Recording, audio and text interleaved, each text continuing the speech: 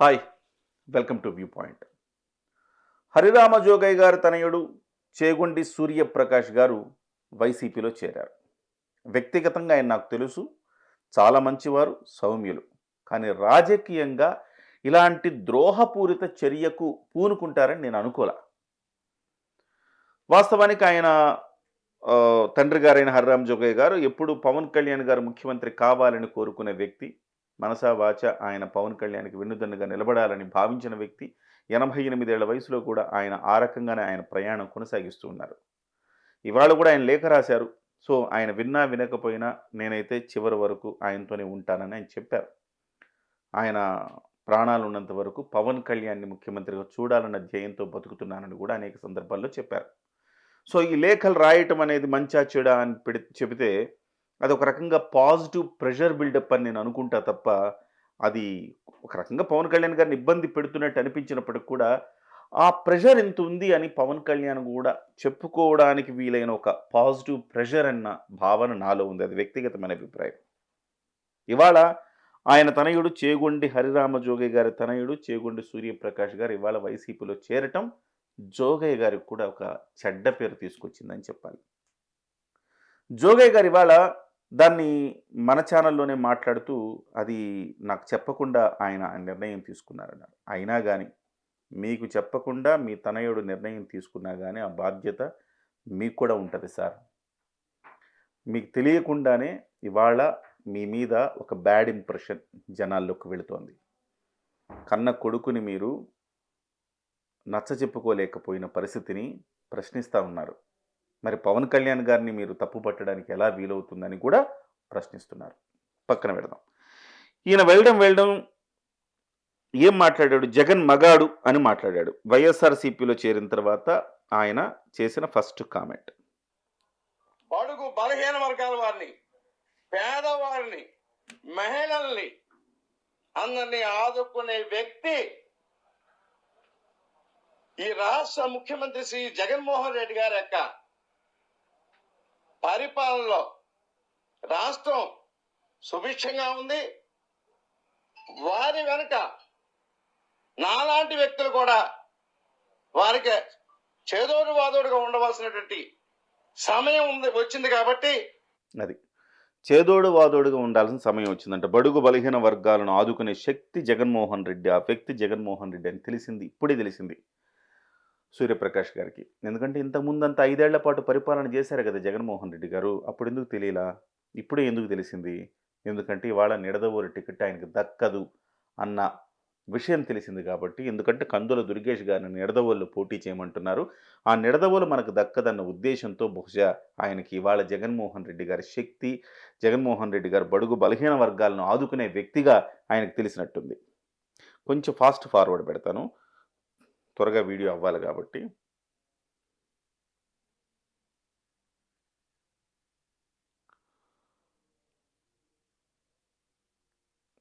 నేను ఇంతవరకు చాలా సమయాన్ని అర్హత లేని వ్యక్తుల పార్టీలో ఉండి నా టైం కూడా నేను వృధా చేసుకోవడం జరిగింది. ఇక నుంచైనా అంటే అర్హత లేని వ్యక్తులు, ఏ రకంగా అర్హత లేని వ్యక్తులు తెలియదు కానీ అర్హత లేని వ్యక్తుల పార్టీలో ఉన్నారంట. మరి 6 ఏళ్ల పాటు ఉన్నారు కదా సార్ మీరు. 6 ఏళ్ల పాటు మీరు ఉన్నప్పుడు ఈ 5 ఏళ్ల నుంచి ఈ ప్రభుత్వం ఉన్నప్పుడు ఈ ప్రభుత్వం మంచి మీకు తెలియలా, ఆ పార్టీ చెడు మీకు తెలియలా. తెలుసుంటే ఈ పార్టీకి ఇప్పుడే వెళ్ళేవాళ్ళు. కానీ కేవలం నిడదవోలు టికెట్ మీకు రాదన్న తర్వాత మాత్రమే ఈ నిర్ణయం తీసుకున్నారన్నది సుస్పష్టం. నా మిగిలిన సమయాన్ని నేను ఎంతవరకు అయితే నేను రాజకీయంగా నేను జగన్మోహన్ రెడ్డి గారికి ఉపయోగపడగలను, నా వయసు ఎంతవరకు సహకరిస్తే ఎంతవరకు కూడా జగన్మోహన్ రెడ్డి గారికి వైఎస్ఆర్సీపీకి చేదోడు వాదోడుగా అండదండగా ఉంటూ ఏమీ ఆశించకుండా పార్టీలో కానీ ఎమ్మెల్యే. ఎందుకు సార్ అట్లా ఏం ఆశించకుండా ఎందుకు ఊడిగం చేయాలి మీరు? జగన్మోహన్ రెడ్డి గారి పార్టీలో చేరి ఎందుకు ఊడిగం చేయాలి? ఒకవైపు మీ నాన్నగారేమో కాపులకు రాజ్యాధికారం రావాలని కాపు సంక్షేమ సేన పెట్టారు. మీరేమో జగన్మోహన్ రెడ్డి గారి సంఖలో దూరి ఆయనకు ఊడిగం చేస్తానని చెప్తున్నారు. సో తండ్రి మాట కూడా మీకు, తండ్రి భావజాలం కూడా మీకు అర్థం కాలేదంటే ఇంతకంటే దౌర్భాగ్యం ఏముంటుంది సార్? టికెట్లు కానీ ఇంకో టికెట్లు కానీ ఏమీ ఆశించకుండా అన్కండిషనల్ గా ఈ రోజు జగన్మోహన్ రెడ్డి గారిని కలవడం జరిగింది సార్. అలాగే వారు ఎంతో ఆదరంగా నన్ను స్వాగతించి వైఎస్ఆర్సీపీ పార్టీలో. ఎంత ముట్టింది సార్ మీకు? ఎంత ముట్టింది? ఇది నా ప్రశ్న. ఎందుకంటే మీరు వ్యక్తిగతంగా ఇమేజ్ ఉన్న నాయకులేం కాదు. ఒక ముద్రగడలాగో, చేగుంటి హరిరామ జోగయ్య గారిలాగో, లేకపోతే మరొక నాయకుడు కందుల దుర్గేష్ లాగో మీరేం వ్యక్తిగతంగా ఆ నియోజకవర్గానికి మీరు పోటీ చేస్తే ఖచ్చితంగా గెలుస్తారన్న ఇమేజ్ ఉన్న నాయకులేం కాదు మీరు.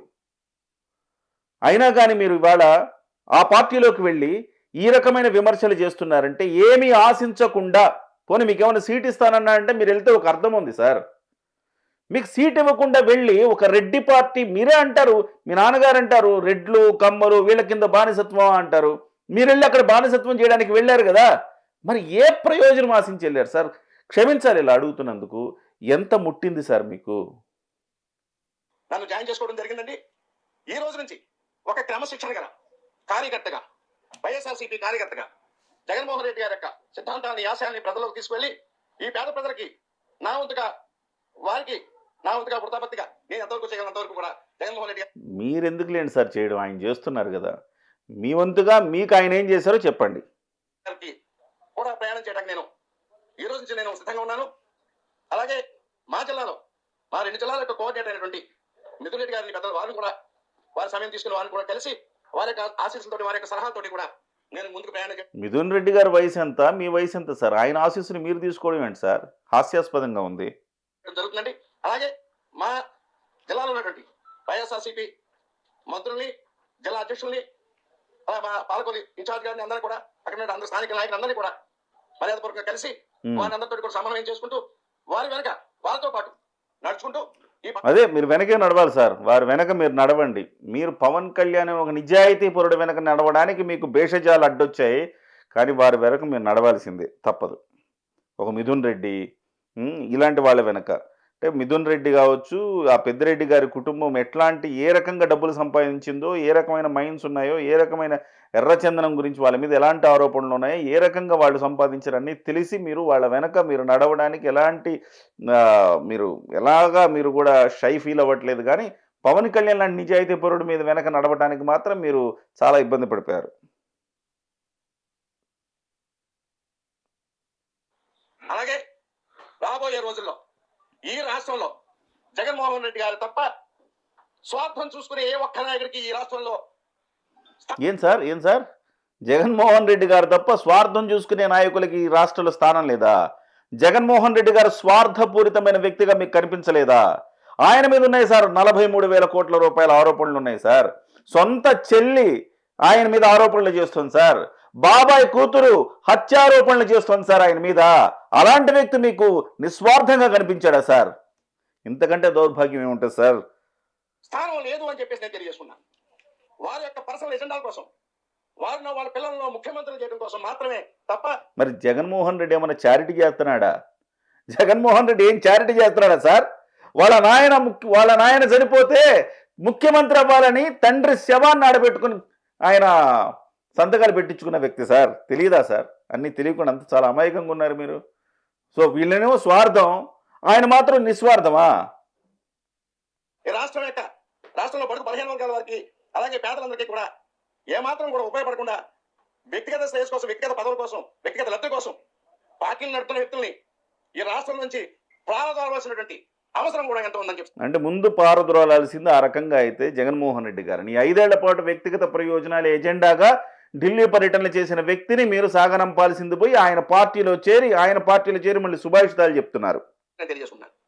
ఈ కార్యక్రమంలో నాకు సహకరించినటువంటి మిత్రులు దేవేంద్ర గారికి ప్రత్యేకంగా ధన్యవాదాలు తెలియజేసుకుంటూ, మరొకసారి వైఎస్ఆర్సీపీ పార్టీలో నాకు స్థానం కల్పించి వైఎస్ఆర్సీపీలో స్థానం కల్పించడం పెద్ద గొప్ప అని దానికి వాళ్ళు కాచు కూర్చున్నారు కదా.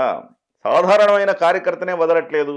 మరి హరిరామ జోగయ్య గారు ఒక లెజెండ్ ఫిగర్, ఆయన తనయుడుగా మీకు ఆ స్టేటస్ ఉంటుంది కదా సార్. మిమ్మల్ని ఆ పార్టీలోకి తీసుకొచ్చి ఇలాంటి విమర్శలు చేయించాలి. మీరు ఒక్కటి ఆలోచించండి సార్. ఇవేగా చాలా ఆరోపణలు చేశారు పవన్ కళ్యాణ్ గారి మీద, అవన్నీ నేను వినిపించలేకపోతున్నాను ఇప్పుడు.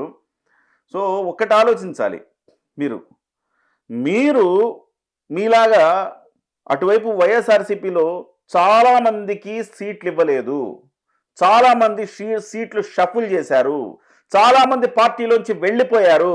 అయినా మీలా ఎవరు ఆరోపణలు చేయలేదు సార్. అదే పవన్ కళ్యాణ్ అన్నది, సొంత సమూహమే నన్ను తూట్లు పొడుస్తోందన్నారు. ఇది ఈ రకమైన పరిస్థితి ఉంది కాబట్టే ఆయన ఆ రకమైన నిర్ణయం తీసుకోవాల్సి వచ్చింది సార్. దయచేసి 'సూర్యప్రకాష్' గారు నిజంగా నేను ఒక ఆవేశంలో, ఒక బాధలో మీకెంత ముట్టింది అన్నానే గానీ, మీరు ఒక నిబద్ధత గల కుటుంబం మీది. జోగయ్య గారు, ఆయన తనయులుగా మీరు నిస్వార్థంగానే ఉన్నారు చాలా కాలం. కానీ ఇవాళ ఎందుకు సార్ ఇలాంటి డెసిషన్ తీసుకున్నారు? ఎందుకు ఇలాగా పవన్ కళ్యాణ్ గారిని ఇబ్బంది పెట్టాలని? కరెక్ట్ టైం చూసి కొట్టారుగా మీరు. ఇలాంటి టైం చూసి కొడతారనే పాపం ఆయన బాధ. ఇలాంటి వాళ్ళందరూ గూడా ఇలాంటి వాళ్ళని 6 ఏళ్ల పాటు పార్టీలో ఉండి కరెక్ట్‌గా మీరు 2 ఏళ్ల ముందు ఎళ్ళిపోయి ఉండొచ్చు గదా! జగన్మోహన్ రెడ్డి అద్భుతం, అమోఘం మీకు తెలిసింది గదా! మరి 2 ఏళ్ల ముందు వెళ్ళిపోయి ఆయనకు ఊడిగం జేయొచ్చు గదా సార్! మీ నాన్నగారేమో కాపులకు రాజ్యాధికారం అంటారు. మీరేమో రెడ్లకు బానిసత్వం అంటారు. ఎక్కడ న్యాయం సార్ ఇది? క్షమించాలి సార్ మీ మనసు గాయపడితే, బాధపడితే కానీ మీరు నాకు బాగా తెలిసిన వారు. అయినా నేను ఇవాళ వీడియో చేయాల్సి వస్తుందంటే బాధ కలిగింది మీరు మాట్లాడిన మాటల మీద. ఒక నిస్వార్థంగా మొన్ననే ఆయన ఆవేదన, ఆయన బాధ మొన్ననే చెప్పుకున్నాడు. వెంటనే మళ్ళీ ఇంకొక పోటు పొడిచారు. Very sorry sir. మీలాంటి వాళ్ళు మరి కొంతమంది బయటకొచ్చే అవకాశం ఉంది. ఇక్కడితో ఏం ఆగల. అదన్నీ తెలుసు పాపం పవన్ కళ్యాణ్ గారికి. ఇవన్నీ తెలుసు పవన్ కళ్యాణ్ గారికి. ఇలాగ నన్ను మళ్ళీ తూట్లు పొడుస్తారు, పోట్లు పొడుస్తారని ఆయనకు తెలుసు. అన్నిటికి సిద్ధపడ్డాడు. Anyway sir, all the best Chegondi Suryaprakash garu. Thank you so much.